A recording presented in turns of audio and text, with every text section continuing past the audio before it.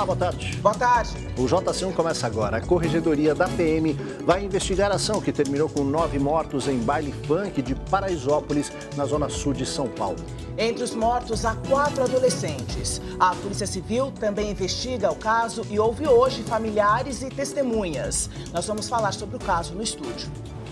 Avião de pequeno porte cai em área de difícil acesso na Serra da Cantareira, na zona norte de São Paulo. 8 equipes dos bombeiros fazem o socorro.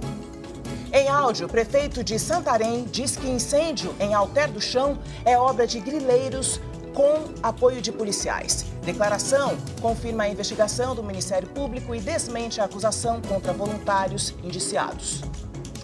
E hoje também é dia do samba, esse gênero musical que virou sinônimo de Brasil.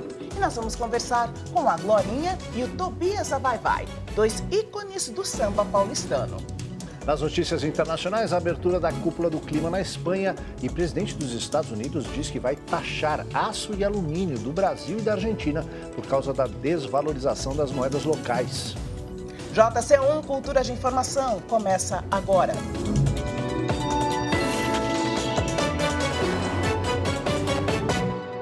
Quem aproveitou aí a Black Friday, olha aí, hein? Um alerta, dado preocupante. Pois é, 30% dos consumidores brasileiros já foram vítimas de fraude em compras pela internet. E os dados são do SPC Brasil. As promoções da Black Friday e as compras de fim de ano movimentam não só as lojas físicas, mas também o comércio pela internet. Com mais dinheiro circulando, aumentam as chances de fraudes e golpes. De acordo com uma pesquisa do SPC Brasil, quase 1/3 dos consumidores brasileiros foram vítimas de fraudes em transações ou compras pela internet. O principal problema é o não recebimento de algum produto que deveria ser entregue a estes consumidores.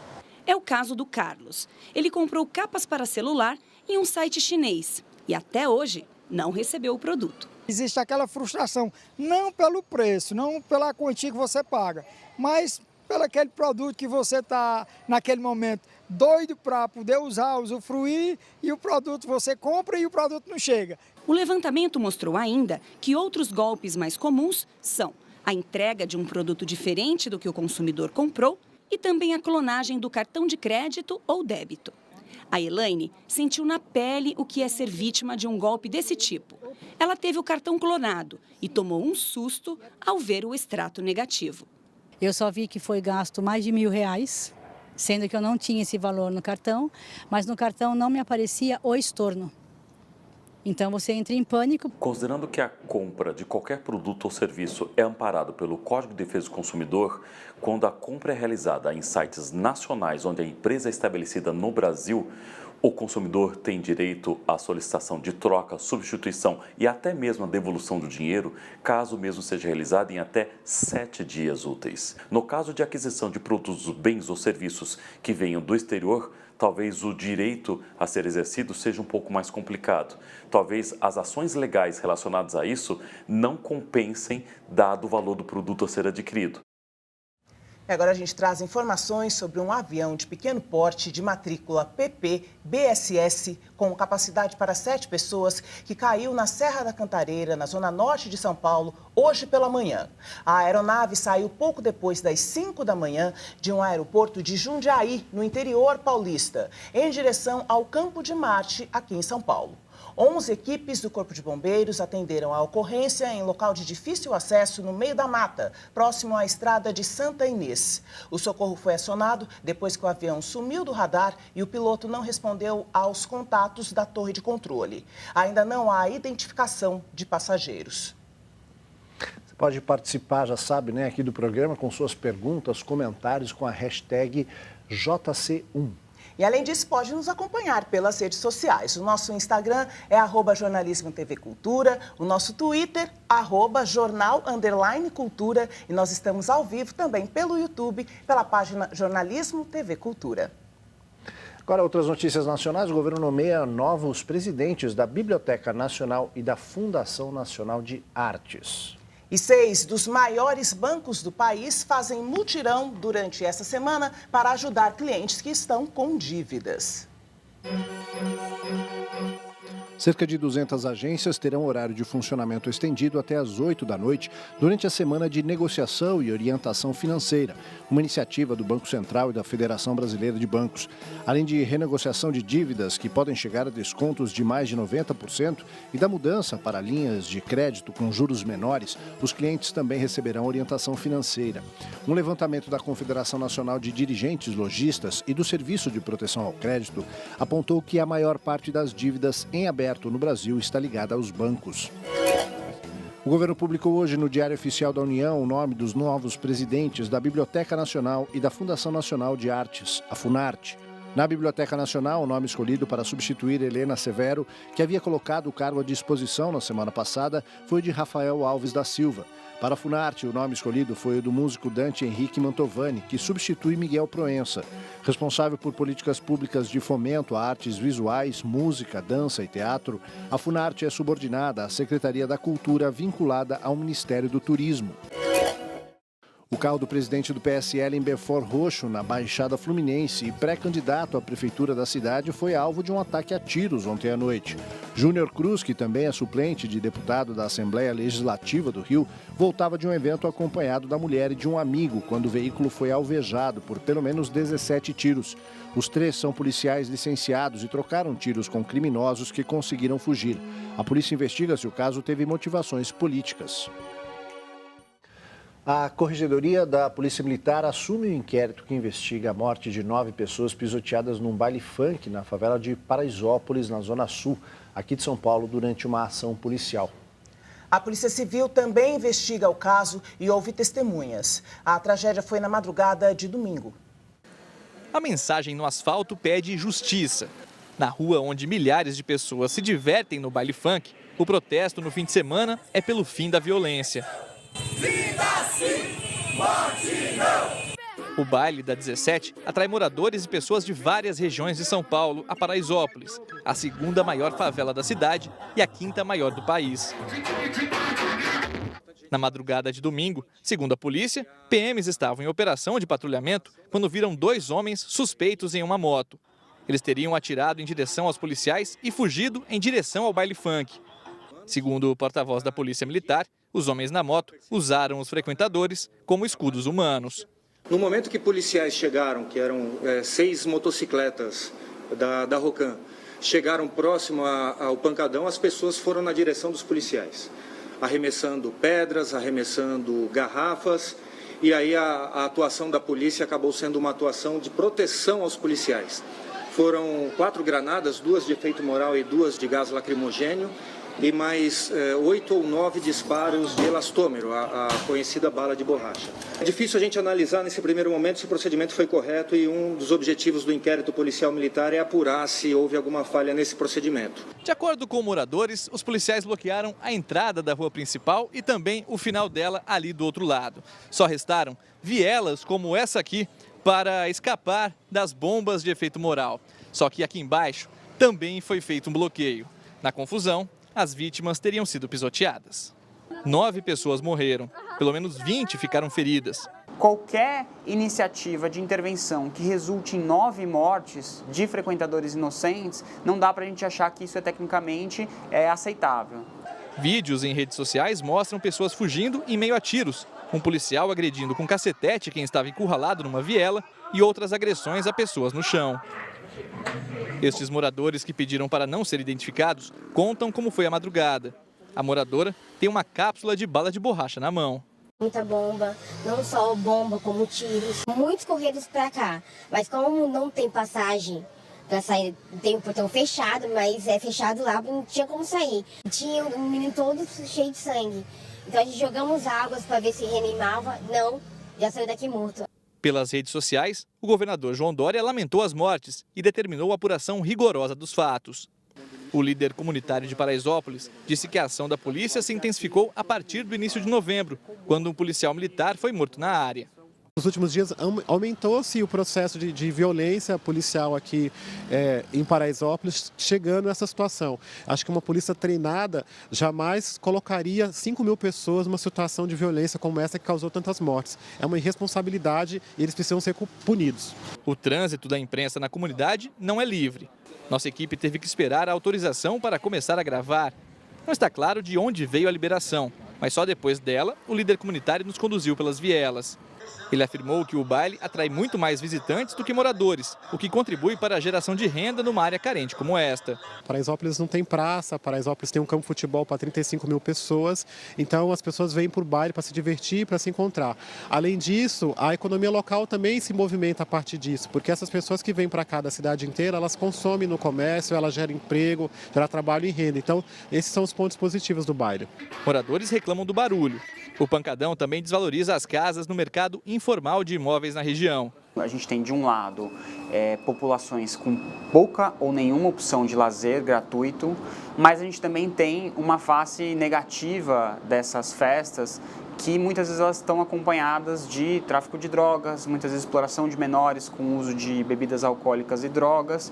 E você também tem a questão da perturbação de sossego, que deixa muitos moradores aí nos finais de semana sem poder descansar, ou sem poder, inclusive, sair de casa por conta da aglomeração de pessoas, né? Então, a gente precisa fazer uma política pública que consiga dar conta da complexidade desse fenômeno. E 4 adolescentes estão entre os 9 mortos na favela de Paraisópolis. No Instituto Médico Legal, o irmão e a cunhada de uma das vítimas foram identificar e liberar o corpo. Matheus dos Santos Costa tinha 23 anos, morava em Carapicuíba e era vendedor de produtos de limpeza. As pessoas que só querem divertimento, só querem divertir. É jovens que só querem divertir, só querem diversão. Se vocês for olhar onde ele estava, foi um beco sem saída. É como se você soltasse um cachorro e não consegue ele curralar com um monte de segurando, não existe. A gente só viu os vídeos dele caído no chão, todo machucado. Um amigo da minha filha que estavam com eles lá no baile, eles conseguiram escapar. Foi aonde ele conseguiu pegar pelo menos o RG dele que estava com ele e esses papéis que a gente está na mão. E já entrou em contato com a minha filha. A minha filha chegou em casa contando para nós. A tia de uma das vítimas, que não quis se identificar, conta que o sobrinho foi ao baile funk com um primo. Foi a primeira vez que ele foi nesse baile funk aí. Um grupo de amigos, inclusive meu sobrinho, que foi com ele também, se machucou bastante, apanhou muito da polícia, tá todo cheio de hematomas. 4 adolescentes morreram em Paraisópolis. Marcos Paulo Oliveira dos Santos, de 16 anos, Gustavo Cruz Xavier, 14 anos, Denis Henrique Quirino da Silva, 16 anos, Denis Guilherme dos Santos Franca, 16 anos. Entre os jovens adultos havia uma mulher, Luara Vitória de Oliveira, 18 anos, Gabriel Rogério de Moraes, 20 anos, Eduardo Silva, 21 anos, e Bruno Gabriel dos Santos, 22 anos. E em entrevista coletiva, agora há pouco, no Palácio dos Bandeirantes, o governador do estado de São Paulo, João Dória, falou sobre essa tragédia ocorrida na favela de Paraisópolis. Não houve ação da polícia, nem utilização de arma, nem houve uma ação da polícia em relação a invadir a área onde o baile funk estava ocorrendo. Tanto é fato que o baile continuou. Não deveria sequer ter ocorrido, porque ele é ilegal, ele fere a legislação municipal do município de São Paulo. Mas tanto é fato que ele prosseguiu. Até 10 horas da manhã, o baile prosseguiu. Não houve, portanto, esta ação da polícia. O comportamento, a atitude, o posicionamento da Polícia Militar do Estado de São Paulo, assim como da Polícia Civil, continuará dentro do protocolo, dentro dos programas de segurança pública estabelecidos desde o início da nossa gestão, o que não nos desobriga de reavaliar e rever pontos específicos de ações onde falhas possam ter acontecido, e, neste caso, corrigir as falhas para que elas não voltem a se suceder e, evidentemente, penalizar, se as circunstâncias assim determinarem, aqueles que cometeram erros. Para entender um pouco mais das causas dessa tragédia em Paraisópolis, a gente fala agora com o advogado Marco Vinícius Petreluzzi, procurador de Justiça aposentado de São Paulo e secretário de Segurança Pública do Estado. Boa tarde, obrigado Boa tarde. pela participação aqui no JC1. Pois Petruzzi, pelas imagens, pelas informações que nós temos, o que é que dá para entender do que aconteceu ali? É uma situação extremamente complexa, né, como a gente mostrou ali na reportagem, mas no proceder da autoridade a quem cabe a segurança, com a experiência também que você tem na pasta, o que dá para entender do que aconteceu ali? Bom, primeiro, eu acho muito claro que a ação policial, ela pode até estar dentro de protocolos, mas esses protocolos, evidentemente, estão errados. Porque se você tem um grupo de 5.000 pessoas se divertindo numa manifestação que é cultural, pode não ser, hoje, a mais aceita, mas eu estou vendo aqui o pessoal do samba que está aqui hoje. O samba já foi considerado uma coisa não aceita. Então, são manifestações culturais que o tempo vai depois colocando numa certa, vamos dizer assim, normalidade dentro dos costumes, né? Mas do ponto de vista exclusivamente policial, o que você não pode é, numa operação onde você tem milhares de pessoas, e fosse lá, ou fosse num teatro, você fecha um teatro com 1.000 pessoas dentro do teatro, joga bomba e tal, as pessoas vão ser pisoteadas, vê que ninguém morreu por ação direta da polícia, né? Então, ela agiu com armamento não letal, etc. Mas tem que ter procedimento para fazer isso, né? Nós já tivemos em São Paulo erros de procedimento, invasão de presídio, felizmente isso foi corrigido. Já tivemos problema de ação policial em estádio de futebol. Agora, esse procedimento, só para deixar bem claro, o que a gente entende é o fato dessa equipe ter entrado ali à comunidade onde acontecia esse funk, esse baile, sem autorização da prefeitura. Agora, as imagens que nós vemos de policiais golpeando as pessoas, isso está fora de qualquer ordem. Isso é né? evidente. Isso é outra coisa. Isso tem que ser investigado. E como toda investigação, ela tem que ser feita com paciência, né? Sem querer ter pressa para descobrir o que efetivamente aconteceu. Deve ter mais imagem. Hoje em dia tudo está sempre com imagens, né? E aí depois tomar as decisões. Mas em matéria de segurança, o que eu acho que é mais importante é o seguinte: toda vez que você tem evento morte, alguma coisa saiu errado. Porque a polícia não está lá para matar ninguém, né? Seja num confronto, seja numa coisa.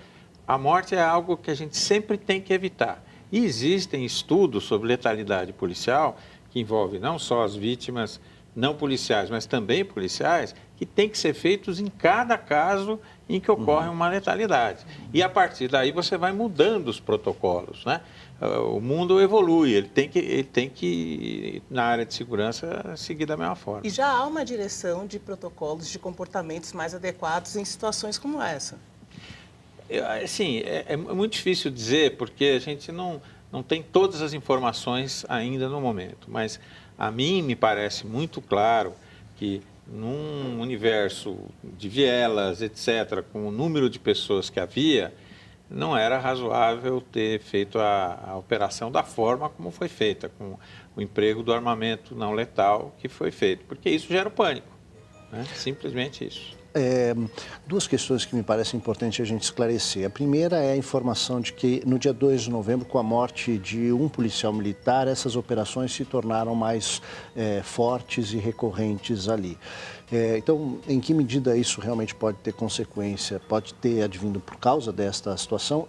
E se o senhor acha que essa discussão atual do excludente de ilicitude, quando se prevê, se propõe e se discute no país que, sob determinadas situações, o policial ou o agente de segurança seja isento de responsabilidade, caberia nesta situação de estresse? Eu acho que esta proposta é uma proposta totalmente incivilizatória, né? O policial ele tem que estar sujeito às mesmas regras. Criou-se um mito no Brasil de que os policiais agem e depois são responsabilizados. Pergunto, quantos policiais estão presos por terem feito isso? Vamos fazer uma pesquisa dentro do Brasil. Isto não é a preocupação com a punição que o policial que agiu dentro da lei possa sofrer. Isto é querer liberar né, o extermínio, como alguns fatos que vêm acontecendo fora de São Paulo, com o governador comemorando morte. Morte, se era para agir daquele jeito, tudo bem, mas não se comemora. Isso passa para o policial, se o chefe faz isso, passa para o policial a sensação de que ele vai poder fazer esse tipo de coisa sem nenhum controle. Olha, a Polícia de São Paulo, eu tive a honra de comandar por 3 anos. Ela é excepcional, mas erra. E se você não chamar atenção para o erro vai progredir. Você tem que fazer o contrário. Não tem que ficar contra o policial, mas não criar uma coisa onde não existe. E essa tensão entre os policiais e a população local, ela pode ter tido papel fundamental nesse... Pode. Não se sabe exatamente essa história do sargento que teria sido morto. Não se sabe, precisa verificar, é o teu negócio. Investigação, como eu disse, tem que ser feita com calma, com paciência, porque que você faz muito rápido, você pode chegar num equívoco. Às vezes o policial podia ter algum outro tipo de movimento, a gente não sabe, né? É uma região de urbanização complexa, é uma região que tem droga, é uma região... Então, tudo ali precisa ser bem verificado. Tá bom. Tereza, muito obrigado pela sua participação aqui no JC1, pelos esclarecimentos. Uma ótima tarde para você. Muito obrigado, eu que agradeço. Obrigada. E depois do intervalo, aqui no JC1, Donald Trump avisa que vai sobretaxar aço e alumínio do Brasil e da Argentina. E líderes mundiais reunidos em Madrid, na COP25. Cada vez mais pressionados, países buscam soluções urgentes para o aquecimento global. A gente volta já já.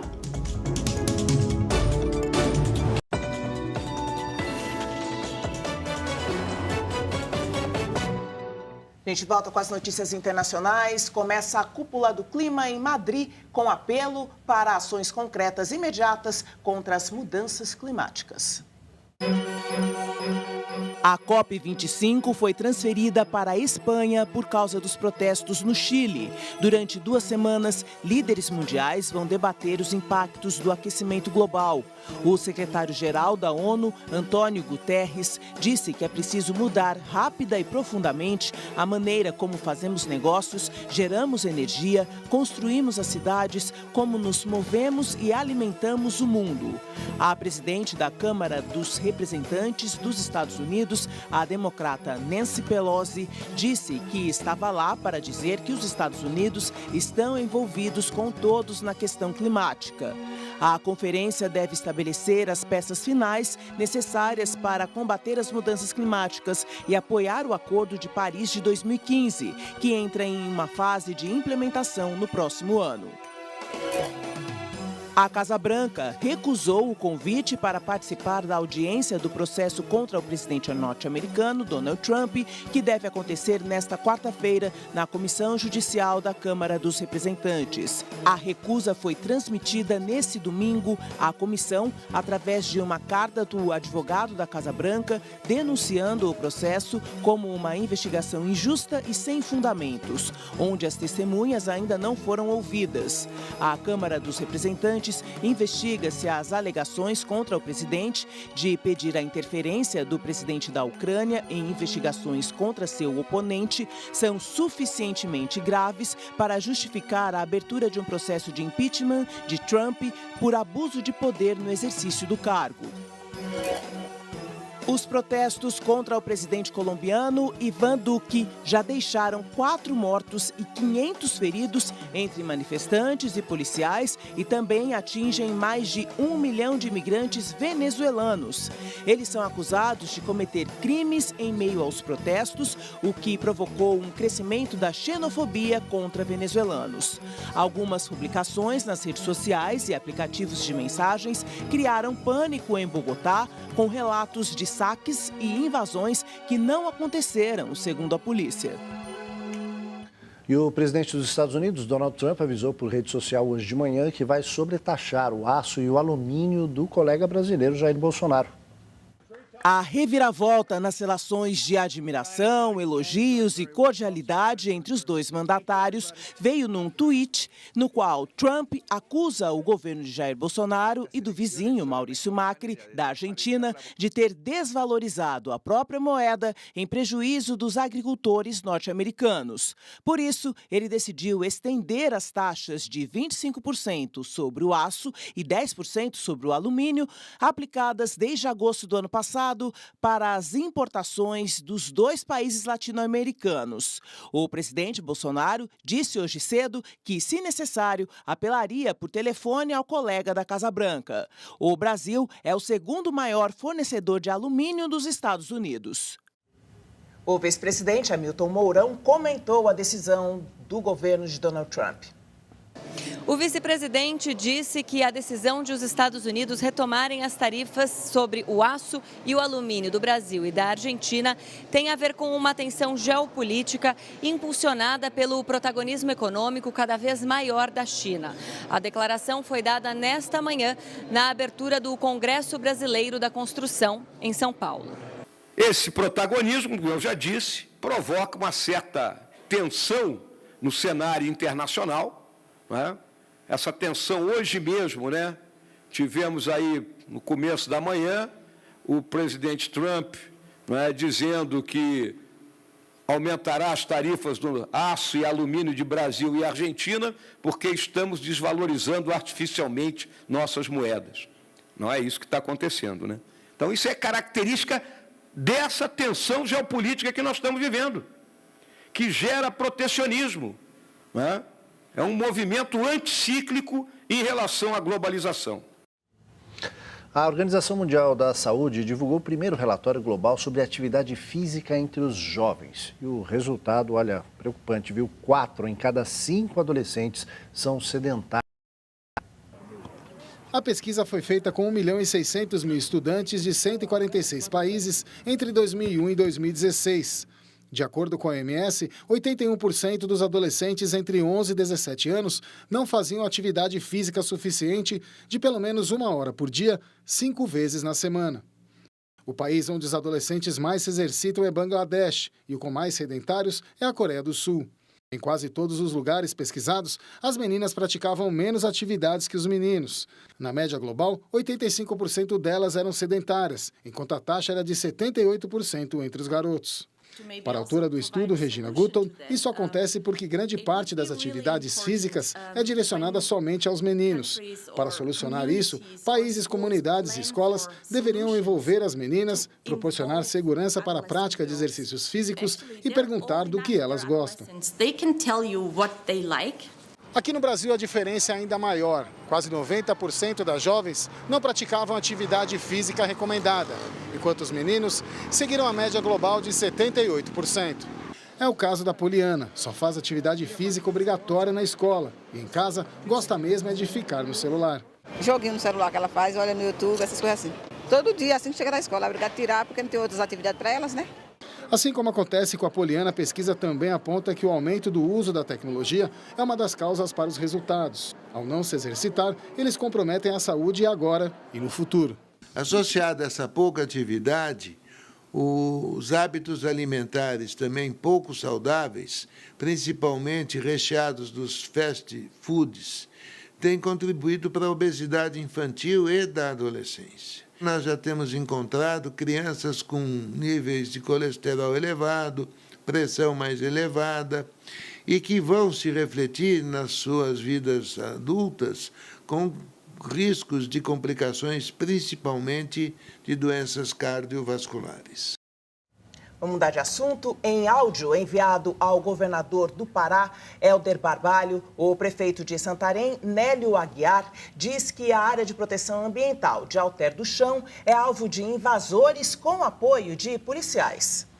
Essa gravação coloca em xeque a prisão de 4 brigadistas que foram acusados de atearem fogo no local. O áudio foi obtido pela equipe do Repórter Brasil e confirmado pela TV Cultura. Na gravação, o prefeito de Santarém, Nélio Aguiar, afirma ao governador do Pará, Hélder Barbalho, que o local foi invadido e que há homens armados e policiais por trás do incêndio. Mas essa área é uma área de invasores, inclusive tem um policial por trás. o povo lá anda armado. O bombeiro só está com a brigada lá, o bombeiro não está indo lá. Já falei para o Coronel Tito que precisa ir o bombeiro. E combater o fogo logo, imediatamente. E também a Polícia Militar, a Companhia Ambiental, a Polícia Militar tem que ir junto, armado, para identificar esses criminosos. Se a gente tocando fogo aí para depois querer fazer loteamento, para depois querer vender terreno. Segundo Nélio Aguiar, o áudio foi enviado a Barbalho no dia 15 de setembro, quando um incêndio de grandes proporções atingiu a área de proteção ambiental de Alter do Chão, na região do Lago Verde, conhecida como Capadócia, no oeste do Pará. O governo do estado confirmou que recebeu o áudio e que no mesmo dia enviou homens do Corpo de Bombeiros e da PM para darem suporte no combate ao incêndio. A fala do prefeito de Santarém confirma a linha de investigação do Ministério Público, de que o fogo foi provocado por grileiros e, ao mesmo tempo, coloca em xeque o inquérito da Polícia Civil, que na terça-feira passada prendeu 4 brigadistas voluntários acusados de terem sido os causadores do incêndio. 2 dias depois da prisão, o governador Helder Barbalho trocou o delegado responsável pelo caso. Os brigadistas foram soltos na última quinta-feira e ontem deram uma entrevista coletiva para falar sobre a acusação.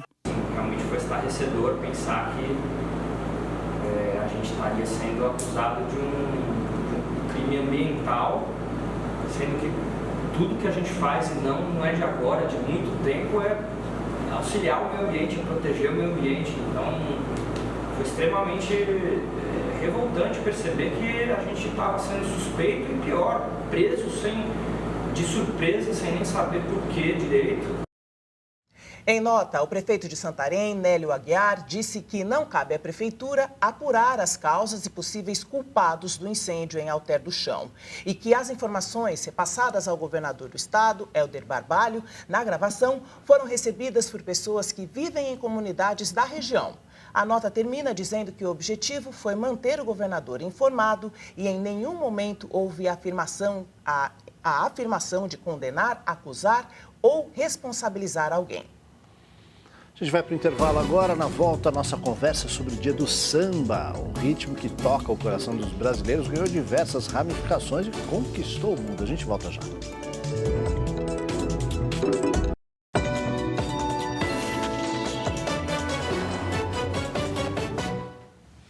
O 2 de dezembro, em alguns estados, é o dia reconhecido como o nascimento do samba. Foi a data da gravação da música pelo telefone de Donga, em 1917. Pois é, e aí de lá para cá esse gênero musical se tornou símbolo do Brasil para o resto do mundo e se ramificou em vários outros ritmos que conquistam gerações. O chefe da polícia pelo telefone mandou me avisar. Nesta gravação histórica de 1967, o jovem Chico Buarque se encontra com o velho Donga, autor de Pelo Telefone.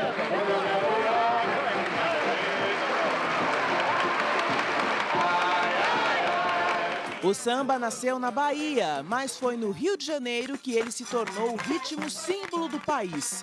A partir do século XIX, os escravos vindos de outras regiões, principalmente da Bahia, levaram seus rituais religiosos para o centro da capital do Império. Batuque e dança dos ancestrais africanos se misturaram a outros ritmos, como o machixe, também de origem africana, e a polca europeia. Nesta época, essas rodas de samba eram mal vistas, consideradas locais de perdição. Depois da abolição, o ritmo começou a ganhar mais prestígio, até ser gravado pela primeira vez em 1916. A partir daí, o samba foi entrando nos salões da elite e pouco a pouco se associando ao carnaval, que até aquele momento tinha as marchinhas como trilha sonora. O carnaval de rua se profissionalizou e as escolas de samba são hoje uns dos maiores representantes desse gênero. Quem não gosta de samba, bom sujeito não é. É ruim da cabeça ou doente do pé. E para conversar com a gente sobre a história do samba, os nossos convidados de hoje entendem tudo e têm uma vida dedicada ao ritmo.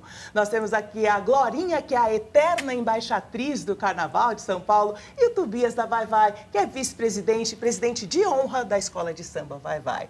Boa tarde. Boa tarde, querida. Uma alegria tudo bem, recebê-los, tudo Obrigada, ótimo. Bem-vindos. A gente aqui agradece aqui essa oportunidade de poder falar um pouco da nossa cultura. Infelizmente, a gente teve uma notícia muito triste ontem, isso aí, né? Mas... Pois é.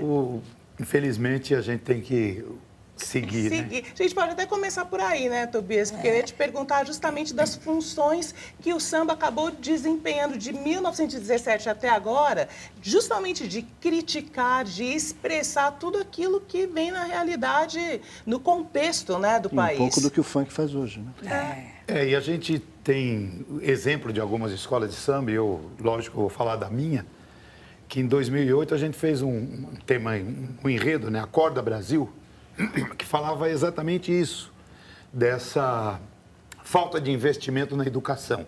Porque tudo isso de ruim que acontece só tem uma causa. A doença é a consequência. Agora, a causa é o pouco investimento que se fez e que se faz a educação. Não se dá atenção para a educação nesse país. E a periferia é o que mais sofre. Sim. Então, está na hora da gente mudar isso. E não é através da violência. A gente não pode aqui condenar, não, porque a polícia foi violenta, tudo mais. Nada explica, nada justifica a violência. Eu acho que tudo a gente tem que resolver através do diálogo. Sim, sem dúvida. Glorinha, eu vi que quando a gente citou na reportagem, né, que o samba, em um determinado momento da sua história, é esse lugar de perdição. Você não, pelo amor de Deus, reagiu. Não, né? É coisa maravilhosa, é coisa de bem, todo mundo se abraça, todo mundo se vê. O samba tem essa coisa boa de empolgação. Só que hoje, graças a Deus, São Paulo grande, Rio, ele tem ajudado muita gente. Então, a maioria das escolas de samba tem o seu lado social, que é onde tem aula para todo mundo. Só que tem que investir mais ainda. As quadras têm que estar lotadas com um monte de acontecimento. Aula disso, daquilo, aquilo. Coloca lá para dentro, não é só no ensaio. Então, tem muitas escolas de samba que tem que abrir mais ainda, pôr neguinho para dentro, para a gente não passar porque está passando. Então, a gente tem que sair em turma agora. Todo mundo vai pro samba, sempre junto. Mas as coisas estão melhorando, graças a Deus. Deu uma caminhada boa. Pelo menos nós temos hoje o Dia Nacional do Samba, que, se não me engano, foi 86 ou 87. Eu estava junto no dia, que foi na Praça da Sé. Tava todos os presidentes, que a maioria já morreu, mas Deus é pai, tá aí as famílias aí. Então, eu faço parte. Foi no dia que eu ganhei minha faixinha. De eterna eu quis participar, não deixaram. Falei, deixa eu dar uma faixinha pra você calar a boca de eterno, você fica quieta. Então, eu tô quieta até hoje, mas eu tô aí. Quieta não muito quieta, não. Glorinha. Quieta mais ou menos. Até na avenida, cada uma que vem, você solta a sua franga e vamos que vamos, né? Uma coisa que escola de samba, muita gente que não conhece, né, o interior, não conhece uma escola de samba, mas é um polo gerador de emprego, né, de renda. Hoje nós temos, a Vai infelizmente está no grupo de acesso, mas nós temos hoje mais ou menos direto lá no nosso barracão, uns 60 profissionais trabalhando. E a tendência é aumentar. Conforme vai chegando próximo do carnaval, a gente tem que contratar mais mão de obra. É trabalho para o ano Exatamente. todo, né? E não só isso, né? A questão da musicalidade, né? Eu tenho, por exemplo, tenho muito orgulho de dar um close no menino aí. O Zeca do Cavaco é compositor, cria minha, e ele é um dos maiores autores de samba enredo, junto com o Oswaldinho da Cuíca, um dos maiores ganhadores de samba enredo e ganhador de carnaval também, lá na Escola de Samba Gai. Hoje é produtor musical. Acabou de produzir comigo o DVD Quintal do Vai Vai. Que Quer sai dizer, agora em descobrindo janeiro. talentos, né? Produzindo talentos também internamente. E outros que tem dentro da escola, né? E dentro da escola é uma escola, entendeu? Exatamente. Bom é isso, é aprender. Várias escolas diferentes, né? Dentro da escola de Aí samba. tem aula de música, aula de dança, tem de tudo agora. Projetos sociais, né? E é o povo cuidando do povo, né? E o povo cuidando do povo. É o povo cuidando do povo. Exatamente, porque a escola de samba você faz com gente. E gente tem que ser bem tratado. Entendeu? Então, a gente tem que se preocupar com a comunidade, porque o carnaval vai além, muito além do entretenimento. Da mulata com a bunda de fora, entendeu? Aquela da sensualidade, né? O carnaval vai muito além disso. Então, a gente tem que se atentar a esses aspectos. E tem se avançado muito nisso no seu olhar? Graças a Deus. Hoje nós temos uma fábrica do samba com 7 barracões já construídos, outros 7 já para ser entregue no decorrer do ano que vem. E isso tudo é para geração de emprego, né? Dia 7 é o lançamento do CD lá no AMB, então... Já estão fazendo propaganda aqui, depois vamos cobrar Eu quero CD de presente. o presidente da Liga, vamos cobrar o presidente da Liga. E no dia do samba, a gente não pode deixar você sair daqui sem... Não, eu quero você lá bonita. Cantar pra gente, né? Aproveitar que estou ao vivo, vamos fazer mais um comercial. Hoje tem no Teatro Municipal. o Dia Nacional do Samba, todo mundo lá de graça. Que horas começa? A partir das 8. Das 8. Muito bem. Tá lá, Fabiana Cosa, Espero Demônios da vocês. Garoa, seu Carlão, Oswaldinho, você, eu, tua mulher, Elisete Rosa, uma infinidade de sambistas lá. E a apresentação da Claudinha Alexandre e do Ailton Graça, nosso amigo poderoso. Festona, então. Então vamos aquecer os tamborins ouvir? aqui Vamos fazer hoje, um samba então. aí? Por favor. Vamos ouvir. Vamos lá. Ele é tímido. Cheio de ginga. Vamos lá, Zeca.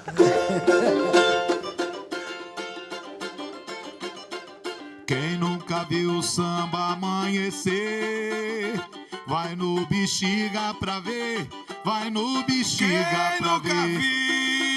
Quem nunca viu o samba amanhecer, vai no Bexiga pra ver, vai no Bexiga pra ver.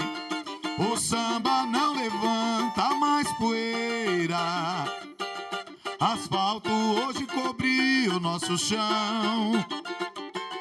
Lembrança eu tenho da Saracura, saudade eu tenho do nosso cordão. Bexiga hoje é só arranha-céu e não se vê mais a luz da lua, mas o vai-vai está firme no pedaço, é tradição e o samba continua. Quem nunca viu o samba amanhecer, vai no Bexiga pra ver, vai no Bexiga pra ver. Obrigado, TV Cultura. Quem nunca viu o samba amanhecer, salve Geraldo Filho. Vai no Bexiga pra ver, vai no Bexiga pra ver.